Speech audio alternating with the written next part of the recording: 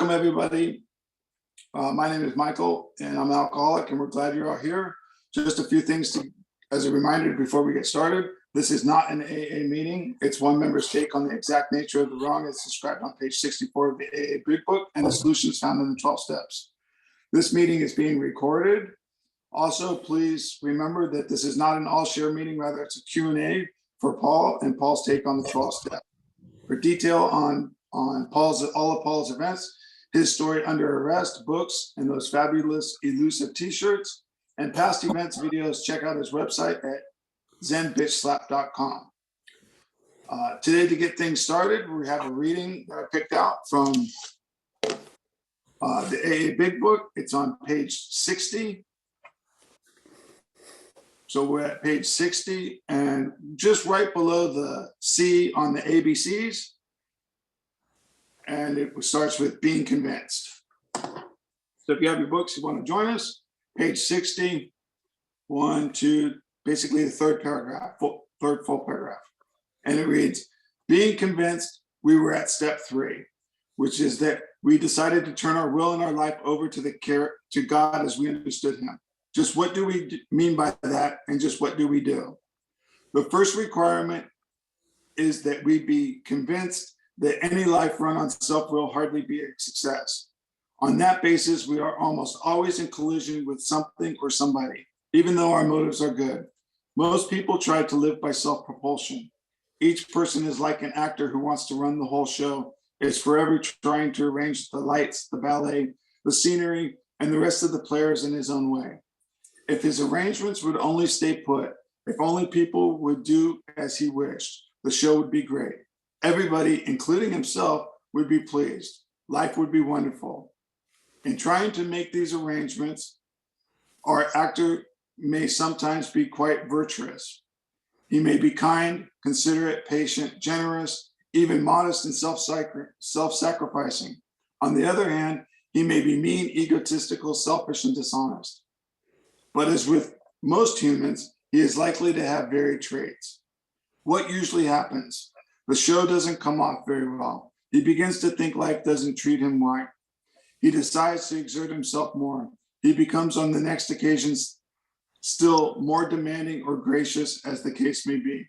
Still, the play does not suit him. Admitting he may be somewhat at fault, he is sure that other people are sure to blame, more to blame. He becomes angry, indignant, self-pitying. What is his basic trouble? Is he not really a self-seeker even when trying to be kind? Is he not a victim of the delusion that he can wrest satisfaction and happiness out of this world if he only manages well? It is not evident to all the rest of the players that these are the things he wants, and do not his actions make each of them wish to retaliate, snatching all they can get out of the show? Is he not, even in his best moments, a producer of confusion rather than harmony? So there's a reading from page 60 and 61 of the Big Book. And Paul, over to you. Well, hello, everyone. Paul Alcoholic. I just discovered this book has missing page 61. But I heard the whole page 60, but then it jumps to 63. So, yeah, I'm familiar with this, but the being convinced it's nice to precede it with the A, B, and C, that we were alcoholic and could not manage our own lives. I'm having some power thing that probably no you in power could have relieved our alcoholism, and that God could and would if he were sought. Hold on.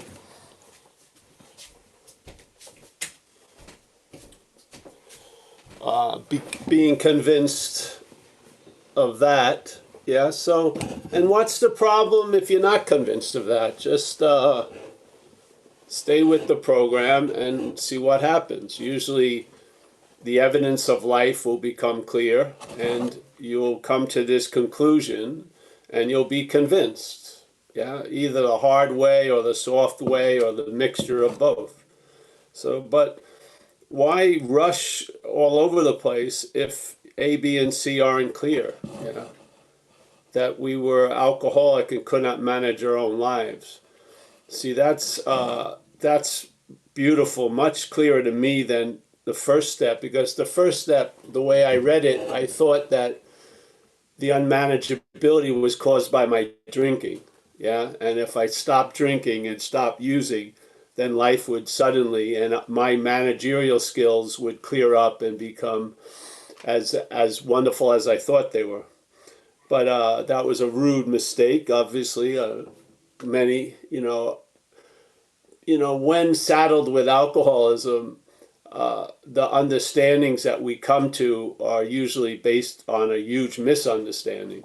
Yeah, so that was a real trip when I came in, because I hoped that the shit was caused by drinking and using, but I was wrong. It wasn't. So I like the way it says it in here, which is that we were alcoholic and could not manage our own lives. So it's that obsession with self is the cause of the unmanageability, really. Yeah. That probably no human power could have relieved our alcoholism. I would say my experience is no human power could have relieved my alcoholism, because I had, hold on. I don't know why this is going.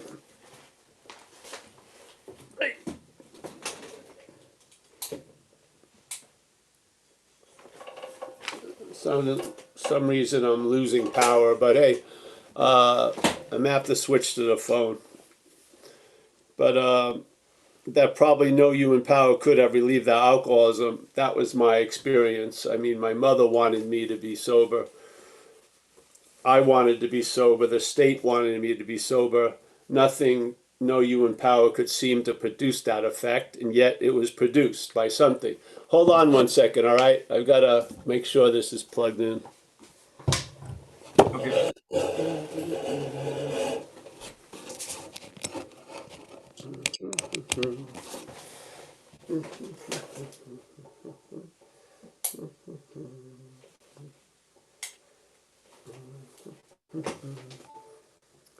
All right, there we go.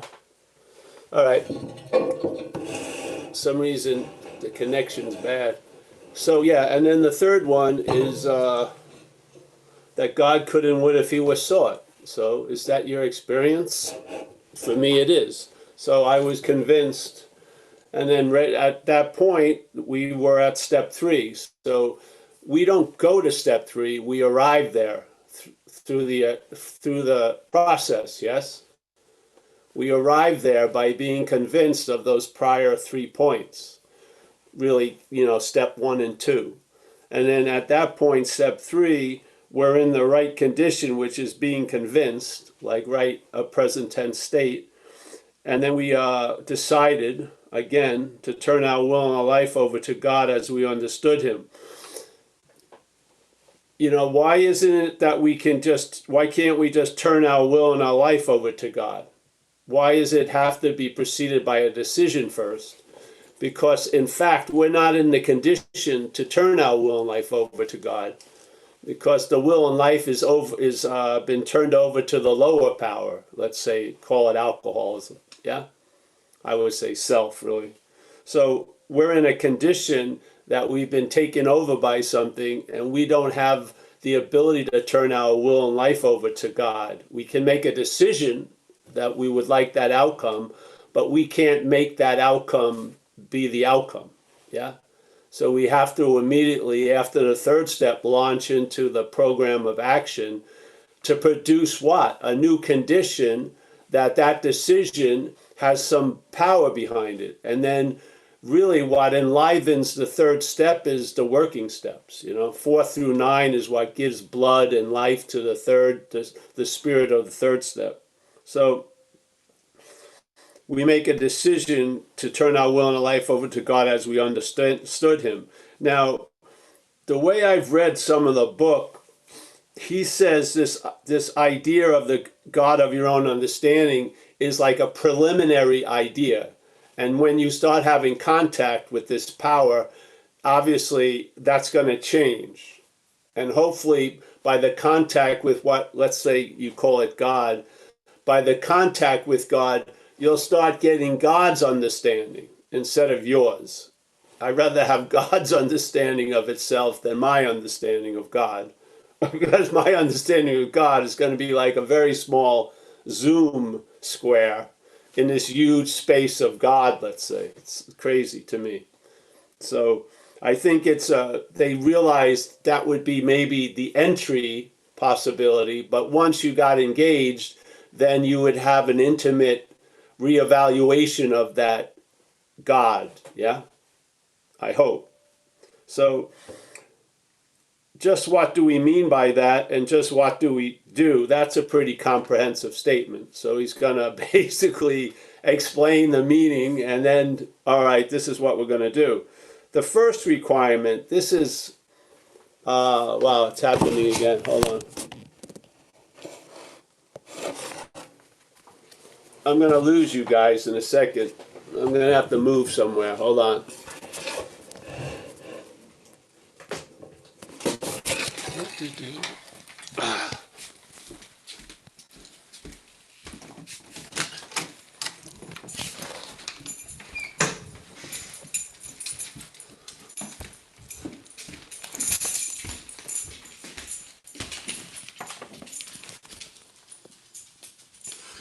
Yeah, see. All right, I'll be with you in a second. Somebody in the family changed the plug of my charging cord, probably for a reason that their plug wasn't working. So, hold on.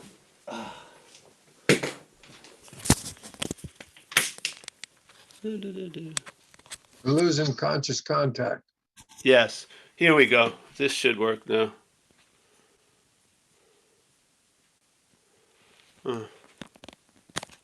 Yes, this is working. All right, let me get in here. See, this is the fluidity of the solution.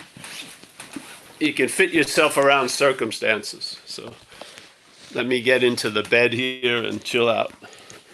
So, yeah, let me get the book.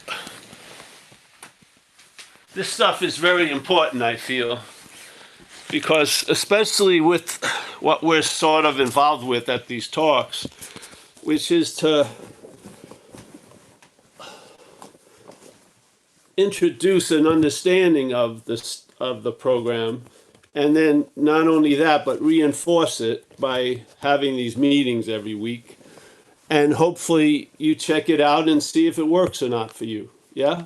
And if the understanding that we share here clears up a lot of the ambiguities of your previous understanding, well, we're being of service. So here, the first requirement is that we be convinced.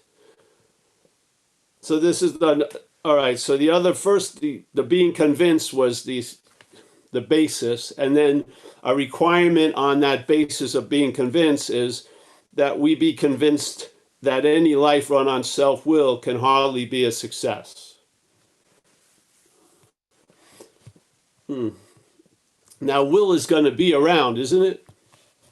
I mean, without will or drive, you wouldn't get up and, get the food you need and sit like that. So will is obviously a necessary component of life. But what happens is what's directing the will is quite different and quite influential. Most of us have been at the effect of a life run on by self or self-will, and we've seen that's failed. Now we're making a decision to turn that will over to the care of a higher power with the hopes that it's a better employer than the old employer. Yeah, so that's basically it. So again, we have to be convinced that the old employer hasn't been a success. So let's make a decision to turn our will and life under the employ of a new employer. On this basis, we are almost always in collision with something or somebody, even though our motives are good. Because in that, with self-will, you're in the outcome business, yeah? And when there's a projection of an outcome, it doesn't take into consideration anything else, really. And other people get a smell of that, and they don't like it, and competition sets in, and everyone wants to get to the finish line first. Yeah. It's a dog eat dog situation. So each person is, so this is beautiful because he's saying each person, it's not saying you. Yeah. It says, even though most people try to live by self-propulsion, each person is like an actor who wants to run the whole show, is forever trying to arrange the lights, the ballet, whatever.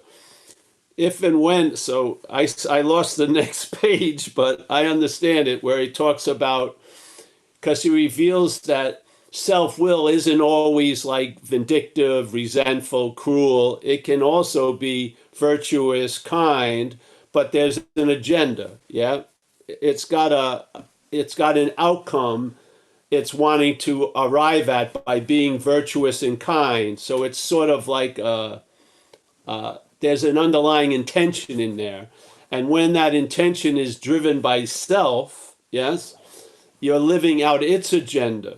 Yeah, which isn't the one we deem to be what's wished on us by the higher power, which is happy, joyous, and free. It's basically being right and usually ending up being alone. Yeah, so I don't have page 61, so I can't go any further. It dropped out of the book. So, but this whole point here,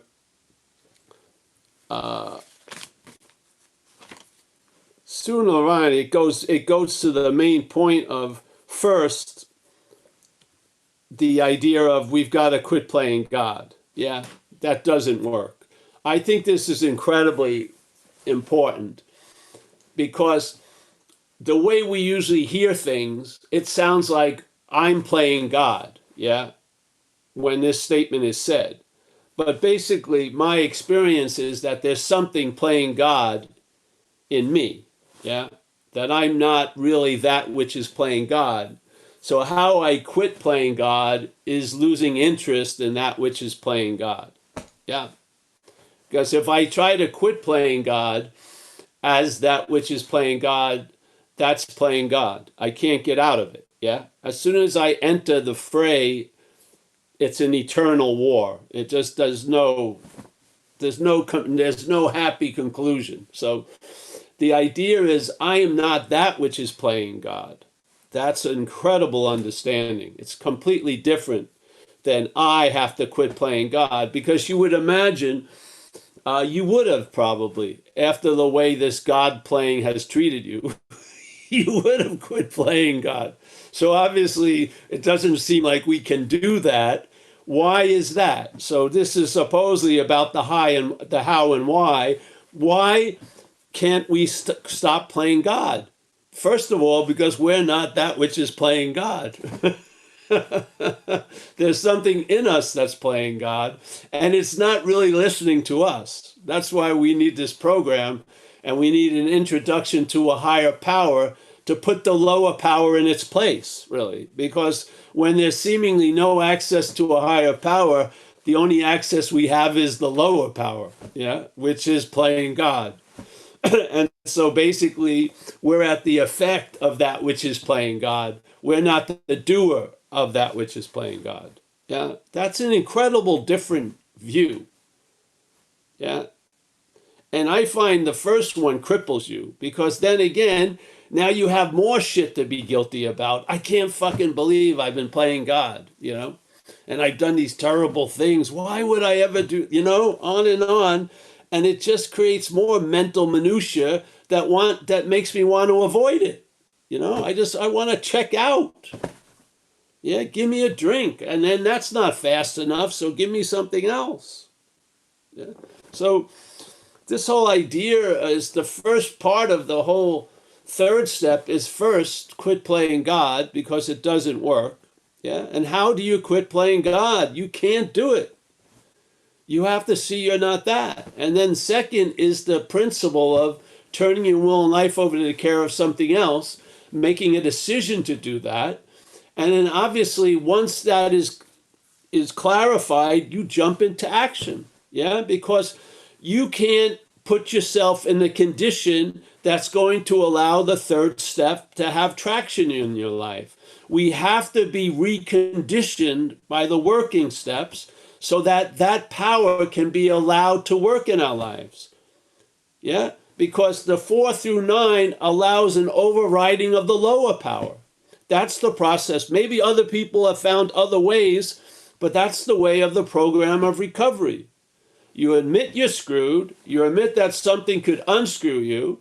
You make a decision to turn your will and life over this new power, and you commence on a program of action, steps 4 through 9, to facilitate that event to happen.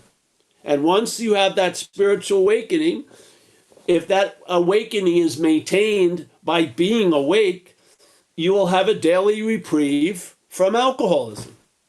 That's the deal. And then we go out and try to be available to others who would like to have the same effect and suggest to them what was suggested to us, to move through the working steps, yeah, to get through this to the spiritual awakening, and then to accept the agenda of AA as a community, which is to practice our principles in all our affairs. And if you can't do that for a while, limit them and help other people to achieve sobriety. There's step 12. Along the way, there's some maintenance steps. You take step 10 and you look at what? Self, basically. You see the patterns of self because they still permeate. But now you've lost interest in self, so you're not driven by self-will. Your will is now being driven by a higher power. Yes? So that's my substitute for page 62. Because I don't, 61 and 62, I don't have it. So, so I leapt over there, but there's the solution.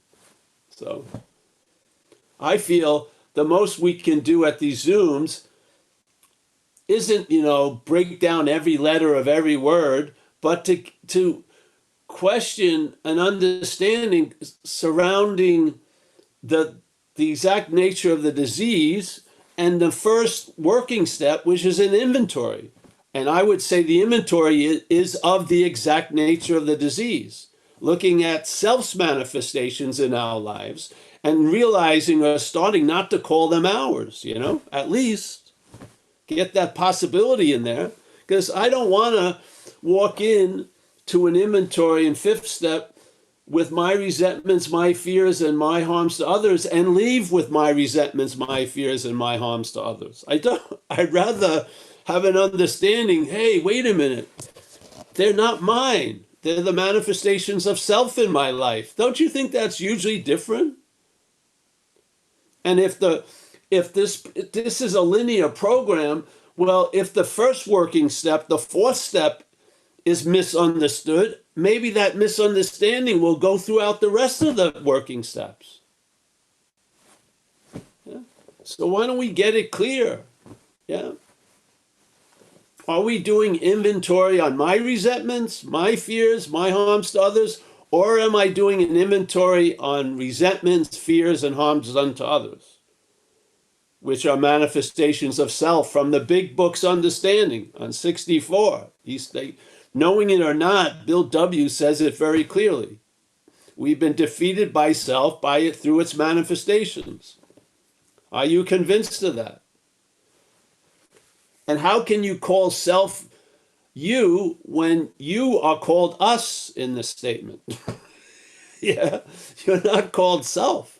And then the next paragraph on that page 64 doesn't start with our resentments are the number one offender. It says resentment. Yeah?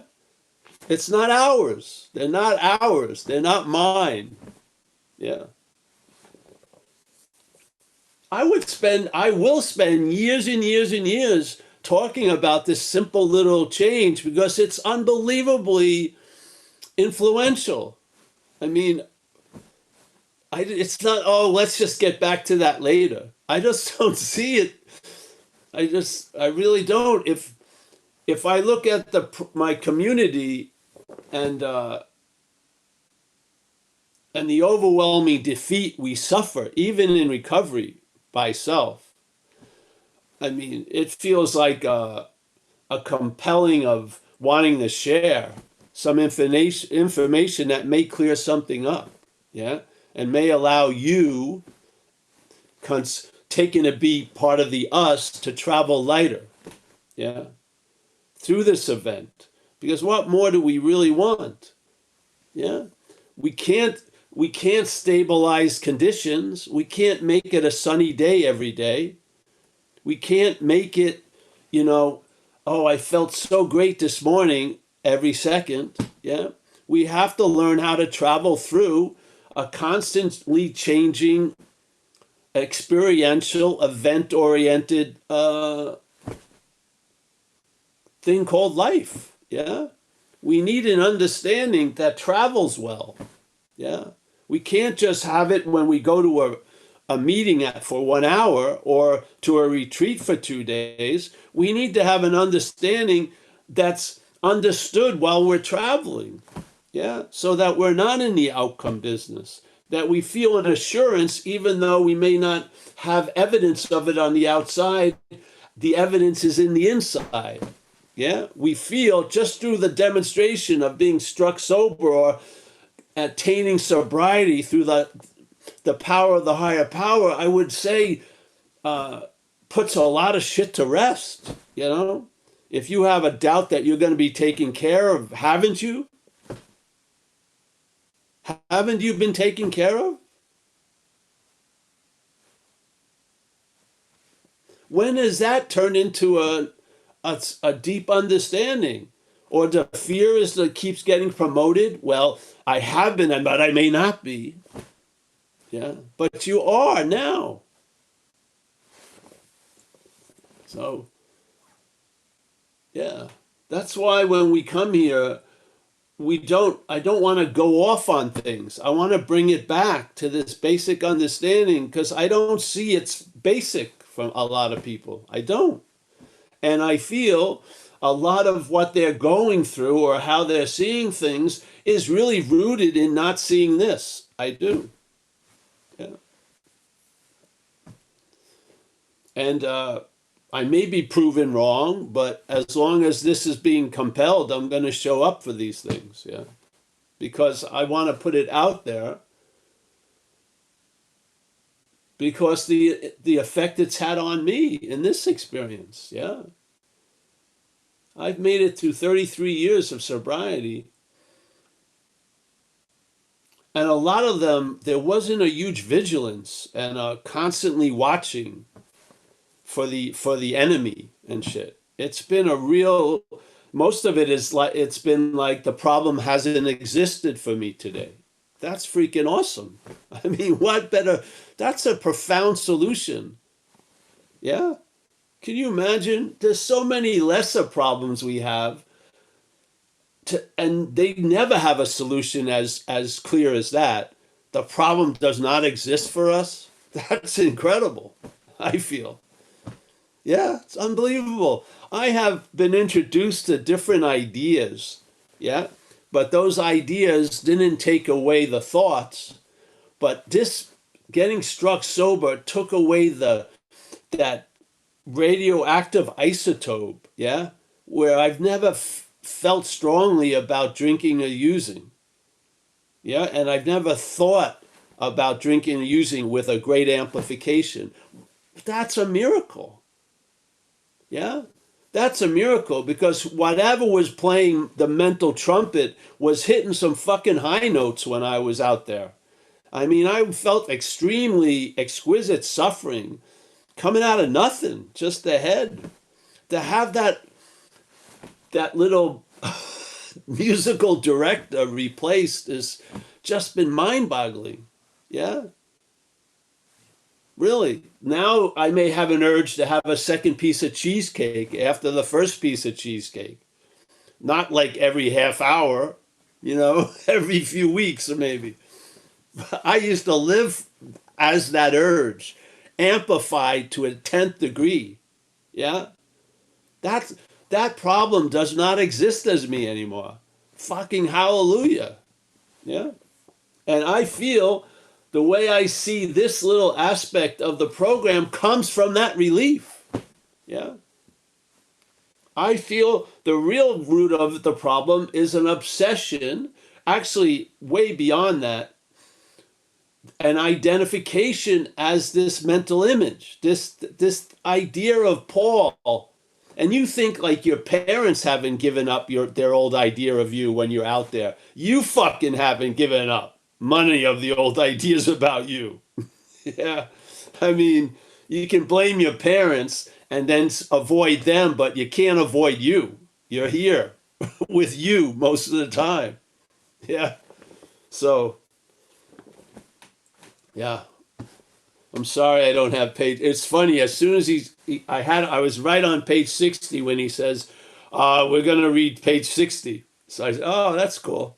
And then I went, "Oh, but 61 and 62 is missing." So there you go.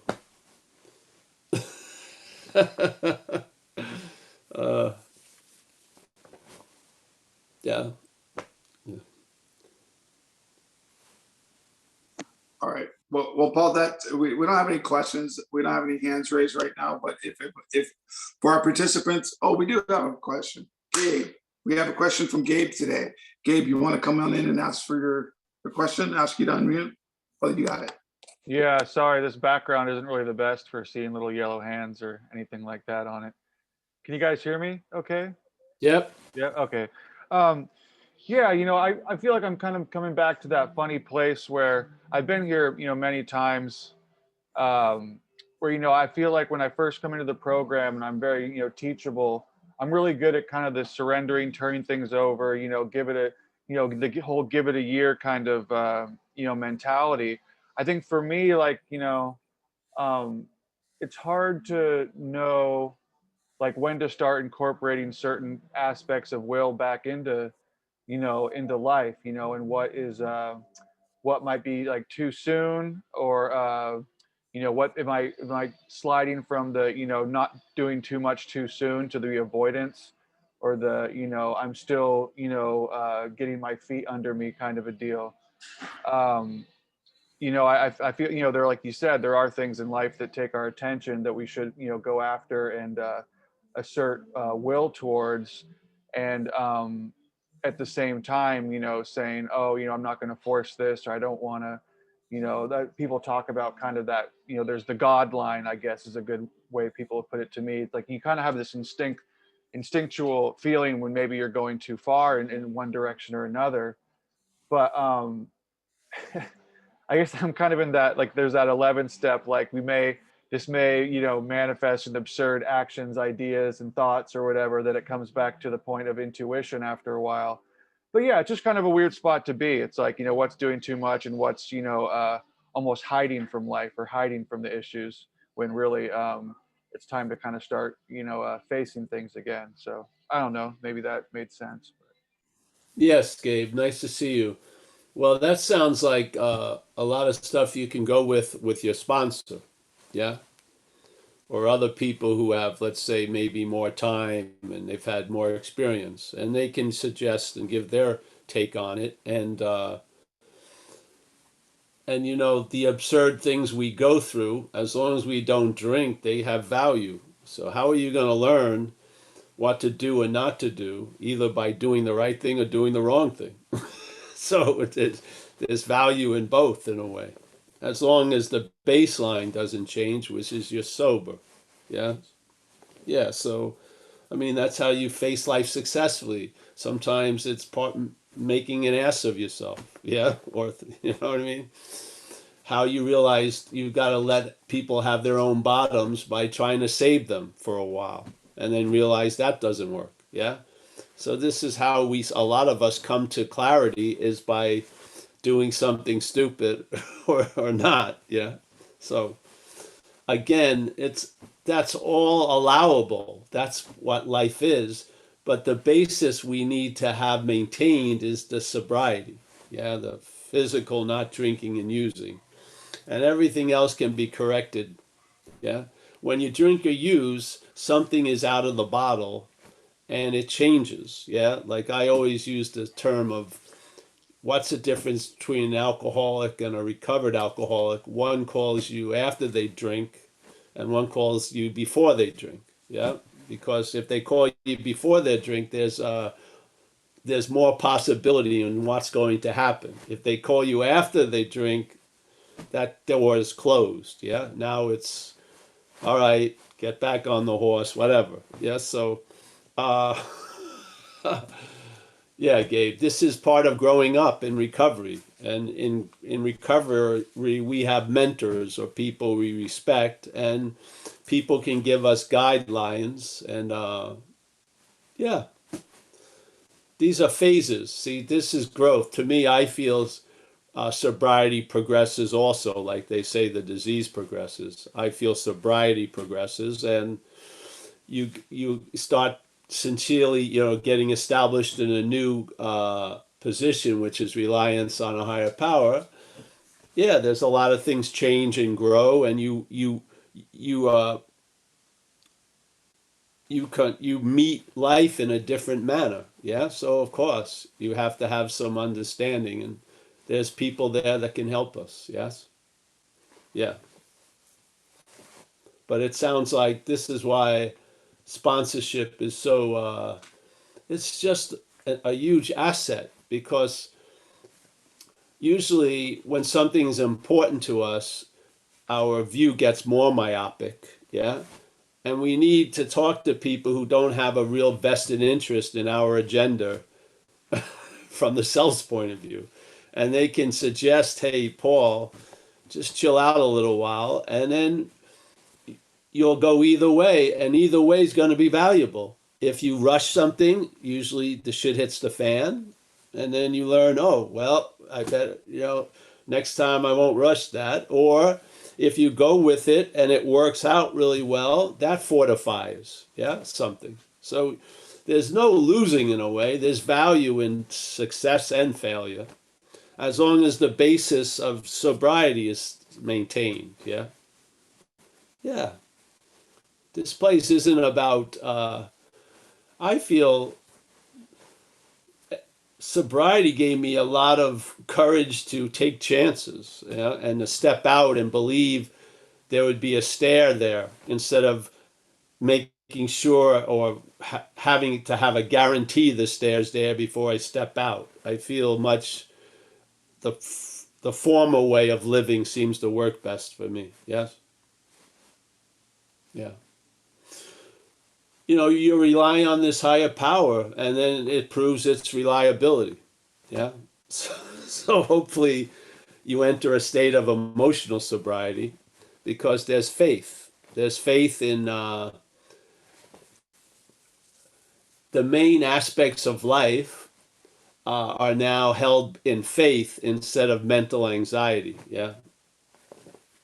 Yeah. So I hope that helped. And if not, call your sponsor.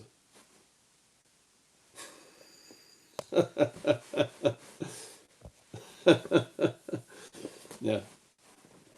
All right. Thank you, Paul. Thank you, Gabe. We have another question from our friend Skylar. Skylar, haven't seen you in a while. Good to see you again. Ask you to unmute. There we go. Hi, thank you. Hi, Paul.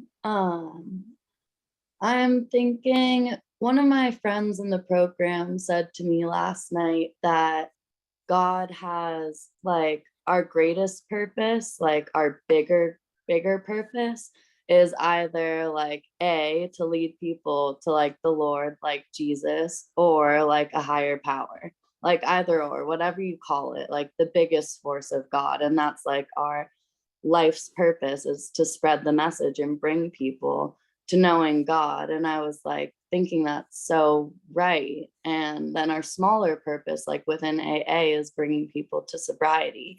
And really, like everything we do should be like selflessly for that cause. I mean, selflessly for that cause. And anything we were doing before, or when we're not doing that, is like a selfish act. Like, let's say someone ventures off and starts smoking weed because now they believe in plant medicine. That was me. Was a super selfish thing to do for the greater purpose. I wasn't thinking about the we, I was thinking about the I, and wasn't seeing like my You're role thinking in about the weed. it. I was thinking about the weed, exactly. And all the excuses You that come thought this along was a with it. weed program. You thought it was a Wii program. No, you added 2D, the Wii program. Exactly. I did for a moment there. That sounds a little too extreme, honey, the other stuff. Yeah, The other stuff, just, he's an extremist. respond to your seed assignment today, like remove the cat from the camera of the computer, stuff like that. Yeah, I don't feel Mm. like that's a little too much heavy weight to put on some weak shoulders. My main purpose is I don't know. I rather just stay open about that and be told what my main purpose is instead of stating what my main purpose is. Yeah. Yeah. Mm-hmm. Yeah. Because in that way, there's a humility comes with the package, which is nice. Yeah. Yeah. Because When sometimes I'm taking, when people say the way of God, it's their way of God. Yeah. And you get more of them than you do of God. So there's a lack of mm. humility in a sense in that package, I feel. Yeah. How do you tell someone like that's so into it and like it's their world? Like I don't want to burst their You bubble. So don't. You just listen and you yeah, hold the space and listen and hold say, the "Hey, space. I gotta do my laundry or something." Yes. Yeah. Okay. I meet a lot of people. I used to meet a lot of people, but sometimes I have the wisdom to know not to enter a conversation, like the Serenity Prayer. I have the wisdom to know, that the bait is being dangled, but I just pass because Yeah, I you have a do. feeling where it's going to go, and it's going to go into a more divisive place concerning the unity of all purpose. It's going to get more divisive concerning the unity. So, yeah, I just rather, yeah. But Mm. if that works for you, I just feel, I thought it was inspiring well, there you listening go, to and it's inspiring. Yeah, listening. yeah. Mhm. Then you that empowers you, and then you'll see But it the way you'll see it the way you see it. Yeah, yeah, mm-hmm. yeah, Okay. yeah. I just know, well, I'm a simple man now. That's all. I don't, I don't, I don't deal in ultimate purposes or stuff. I just sort of uh, recognize the inherent inability of what I rely on to truly work, which is the self-centered system, and a humble recognition that I'm outmatched, and then somehow things work out. Yeah. And not only Mm-hmm. that, Mm-hmm. there's a lot of feelings and a sense of contentment and satisfaction comes along with it. Yeah. So what more do you Mm-hmm. want? Yeah. I don't, Yeah. yeah. So, but I know inspiration is great. So whatever It's like a inspires you has value, I feel. Sure. mm-hmm. It's kind of like it's that person's like built-in package, you know? And I love that person and I think they're doing great and stuff, but I'm an idealist dreamer as it is. So when I hear something like that, I'm like, "Oh yeah, like I'm right behind that, right there with you." But I wanted to get your perspective so I could kind of see the Yeah. reality and the dream, the idealism, like comparison, like what's the other perspective? Because I Yeah. can go right there with Yeah. I him don't, and he's you know, see, when the head hears like the ultimate purpose, it sort of enlarges that yeah. picture, usually. Yeah. When I feel you're living the ultimate purpose, it's not a giant billboard. Yeah, it's shrunk down and to a day at a time, really. And because if you if you're believing you're following the multiple purpose, you're probably going to be the judge of how you're doing. And And that's again, policeman. that's like a self, that's like you're going to have a wicked judge at your lack of perfection. Yeah. In the delivery of your ultimate purpose. Yeah. Yeah. Yeah. Yeah. Yes. Yeah. And that voice won't be ours, and we'll have to recognize it. Well, yes, the head will start judging what looks like your true purpose or not your true purpose, and then it just goes on and on and on, I feel. Yeah, just Mm-hmm. see when something moves me, it's the moving. The something I don't really emphasize much, but the moving I am into. Yes. Yeah. When I Uh-huh. get inspired, it's the inspiring that has the real juice. When someone says this is how and this is way it's going to be focused and like that, Mm-hmm. uh, the the mental manufacturing of the conduit of that inspiring, I may not be into much, but I inspiring Yeah. feels great. Yes, you know what I mean? Yeah. I do. I do. I feel like I am getting blown by the wind backwards into an older version of a spirituality just because that's where that person is at. But I love that person, so I almost want to go backwards for them and then move forwards together with everything else I know about, like the Course of Miracles, how it includes Jesus, but it also talks about Buddha. It's not only Jesus. Like this fellow is like going only Jesus, and I used to be like that, and then I opened up my eyes more. Yeah. But yeah, I Well, just don't want to burst the bubble. And I also like am learning with just Jesus because I'm rusty on that. So yeah. Yeah. just Well, navigating whatever spins your top, so to speak. Yeah. as I'm spinning a top Yeah. Yeah. on my foot. Yeah. I yeah, yeah. It's funny, hmm, you know, when I used to hear keep it simple, my idea of simplicity is different than the feeling I have of it now. Yeah. I think that's almost guaranteed in all cases. Your ideas of things can never capture the Mhm. events themselves. Yeah.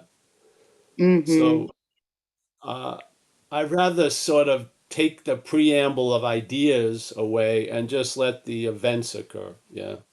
See what Yeah, happens. me too. Yeah. Mhm. So it's working. Yeah, it's like as if a guy starts texting you and like planning the makeout. Okay, I'm gonna grab your neck, I'm gonna lean in, I'm gonna like kiss your ear, and then I'm instead of just being surprised and letting it happen, you know? Well, yeah, in a way. It would like take away the surprise. Yeah, there's a simplicity in that. Yes. Yeah. Yes. Yeah. All right, honey. Thank Nice you. to see you, Skylar. Yes. You too. Thank you, Skylar. All right, we have, I don't see any more hands up for today, Paul. Well, If anyone has a question, please raise your hand now and get it addressed.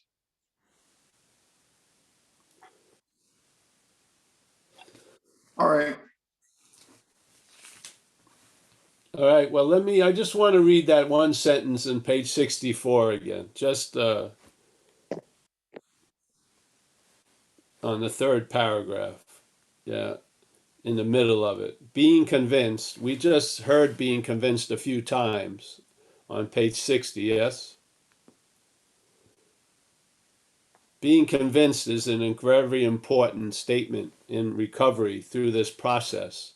So, sort of each part of the process, there's a requirement of being convinced. Yeah. And then what happened? Then you move on to the next, or you jump in to it. So here is being convinced, that's self. manifested in various ways, was what had defeated us. We considered its common manifestations. We is us, it is self. In that last little bit, we considered its common manifestations. There's no connection between we and it. Yeah? Or it would have just been, we considered our common manifestations. It doesn't say that. It says we considered its common manifestations. Its self. Yeah? Resentment is the number one offender. And I'll tell you how it truly is the number one offender to me is when it's called my resentment. Yeah? The my allows it to be the number one offender in my life. My resentment. Not resentment. Everyone has resentments. Yeah? Or gets had by resentments. But this strength of the my is what gives life to a resentment for 40 freaking years. Yes? A resentment comes and goes. Yeah? I mean, I think if they last 90 years, they call them vendettas or whatever. Just a fucking, they give it a different name. But what gives a resentment life is us. My resentments. Fuck. Don't you feel that? Don't you see the difference between resentment and my resentment? Resentments happen from a self-centered view. My resentments has a huge, huge impact. It's given staying power. Yeah? This is all that needs to be changed for a real strong sample of traveling lighter, is just to recognize, just even intellectually start, resentment, fears, harm does to other, not my resentments, my fears, my harms done to others. There's just one 2-letter word extracted, right? But it makes a huge difference. It's huge. It's completely, because we are a lot of power. Yeah. We make shit out of nothing. There's a lot of power that we exhibit or demonstrate. And it's best to be put into a greater hand. Yeah. If it's given over to the lower power, we see what it makes. Yeah. We've gone over it and over it and over it. We've been pounded by it over and over. And the solutions it gives to it as the problem are bigger problems. I drank to get out of self. I wanted to feel different. Yeah. And look at what happened. Yeah. That solution didn't really work, except for that it led me to recovery. That's the only value it really had. Yeah. Perhaps there's a better way. Trusting something infinite. Or trust instead of finite self. How do we trust finite self? One way is by calling its manifestations ours. I mean, I'm trusting a resentment is my resentment. Fuck. Yeah. That's not faith in the infinite. That's faith in the finite. Yeah. That's the dilemma. That's the old way. Perhaps the better way does not use the old way. It describes the old way, so therefore the new way can be entertained. It doesn't rehab the old way. It makes you see and recognize what you're not and its influence in your life, with the hopes that you will see, I'm not that, therefore I can be free from it. It's just logical. If I'm not being free from it and I'm trying to be free as it, I must be in the act of being identified as it. Yeah, because self can't get out of self. Why can't we see that? Why can't we see self can't get out of self? Because we see it through the lens of Kurt or Paul or Terry or this or that. So we're blinded to the obvious fact of that statement. in an addict or alcoholic's life. Self can't get out of self. Why are we, and yet we're still in the act of it. Yeah. 30 years later. Yeah. Same thing. We talked with the missing page. You know, we keep entertaining this delusion that if we only manage better, things would work out, even though we have all the evidence we need to realize we're not managerial quality. The stubbornness of the problem just resets and says, well, it's because you just haven't managed good enough. Yeah. There's no admitting. Yeah. Something has to admit to the innermost self. The self doesn't. It's just going to keep on keeping on. Yeah. Whatever. So, hey, I'm really happy to be here. Let me say goodbye. See, it was such a nice, it ended me up in bed for another hour and a half, 2 hours. All right. Hey, Paul, can we hold off 1 second? And Kurt has his hand up. Can we get, Oh, yeah, sure. come on in, Kurt. Hey, thanks, Paul. You know, this happened in real time. This was happening just 5 minutes ago in the meeting. Somebody texted me and they said, he just described my condition. And I said, no, he described the condition. Yes. It was just like, no, see, that's that trip, right? I mean, It's this stubborn. just, Yes, it's stubborn. And the language keeps us in line. It Yeah. does. Because when we use the language, it's based on the assumption that you're that. Yeah. That's It was I mean- classic. It was classic because it was right after you said it. And I said, no, that's not what he's saying. He's saying the condition, not my condition. Exactly. The condition we seem to be under. Because we're not under it, yeah, there's a possibility of being free from it. But you can't be free from the condition as the condition, obviously. Yes, there's got to be a recognition of difference for the possibility of being free from it to really land. If not, it's all freaking hazy, yeah, because you'll be caught in the net of self can't get out of self, because that's exactly what our behavior during the day could be described as self trying to get out of self. Yeah. Thanks for your message. So you lose the interest in that. You lose interest in self, means you lose interest in that. You lose interest in the condition, and then you start seeing it as not you. A lot of interest in the condition is because it's taken to be you. Yeah. So, yeah, keep pounding away. It works. Yeah. Thanks, buddy. I don't have any problem speaking about it because I feel in my life, if you don't see it, you're going to be looking from it, really.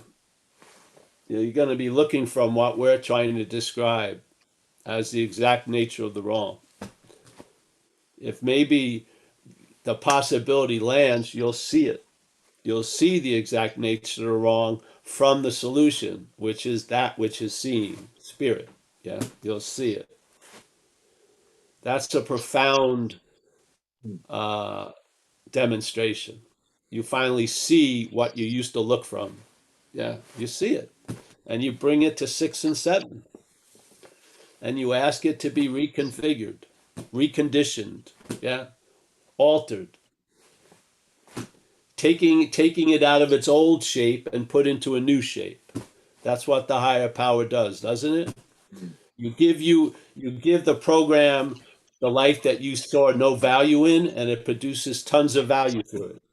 You share your old story with other people, and it helps them get sober.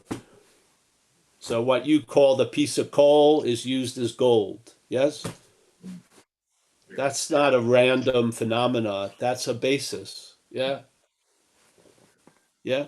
How we see things triggers a different currency, a different flash than how spirit sees things. Yeah? Yes. And the Thanks. spirit's currency is here and now. It's reliable and it lasts. Yes. The mental currency is always some future fucking idea with an absence of any demonstration now, except dis-ease, irritability, and restlessness. Yeah. So, yeah, all right. Let me say hello, goodbye. Thanks, Kurt. Yes. It's I'm sorry. exactly perfect. See, this is what happens when there's a talk. A lot of what's said illustrates the talk. It's a perfect illustration in the book of the talk. Yeah. Just like you talk about selfing, and then people call me up and say, I've been selfing all day, or the selfing's driving me crazy. Yeah. So there's the illustration of selfing, the sense of being the you that's either being done to by it or doing it. That's it. That's the condition that's called your condition. Yeah. Yeah. All right. Thanks, man. There's PK. Nice to see you, PK. Hey, Paul, PK had a question. Hey? Yeah, hey, I, I, I had a question for you. All Can you right. hear me okay? Yes, yes. Well, I just wanted to say thank you very much. You're like a great guide to this really beautiful, messed up place, but it's great to have a guide like you. And I know it's just what's flowing through you, but it's amazing what you were saying about removing the my, because, and even with the funniest thing with the missing pages, I was thinking like the missing pages, it's not what's missing, it's what's missing it. And then like, even if you look, it's so amazing what you're saying with just taking that my away, because if you look at stuff like the Bible and other writings where they say, my grace, is sufficient, blah, blah, blah. You can look at that stuff and it's amazing. If you take away the my and the you, my grace is sufficient for you, for my power is made perfect in weakness. Grace is sufficient for power is made perfect. It's amazing when you do that. Like you said, when you negate the my and the you, holy cannoli, as we say here in New York. It Yes. just totally, it changes the whole thing. And again, you're like a great guide. I know you're nobody, I'm nobody, and things are happening and we just happen to be here. Nevertheless, this seeming sense of the self has a lot of gratitude for you and the fellow squares, that they're dropping wisdom and it's amazing because, it's really where the rubber hits the road. So it's man, this is some amazing stuff. I appreciate everyone, sharing this space together and the words that are coming out of our mouths, maybe we're not even speaking them, they're just happening, but it's just so amazing. The missing pages, you don't need to remember, you don't need to know about the missing pages, you just need to know what's looking for the missing pages. Then when you negate that or disarm that, wow, what a traveling lighter, man. I love it, man. You're awesome. This has been an amazing event, this Zoom thing. Yeah, it's a trip. I'm happy All to right. be part of it. Yeah. Well, I'm going to stay tuned and more will be revealed. So, yeah, man, forget about it. Forget about it for today. Yes, forget about it. It's nice to see Awesome. you, PJ. Thank you, man. Mickey, always a pleasure from Madeira. Kurt, again, yes. Connor from Dublin. Nice to see you, Connor. Yes. We got Paul from the United Kingdom. Thank you, Paul. I'm echoing, but we got Terry. Nice to see you, Terry from Maine. We have Gabe, always from where he is. Why is that echoing? John K. Jacob, nice to see you. Hey, Jacob, are you going to be there Saturday? Absolutely. Oh, good, because And- Mike's not going to be here. So, Right. And the Wednesday after. all right, great. Yes, so I'll connect with you a little before 1 o'clock on Saturday from the church. Sure. Sounds Cool. good. That's great.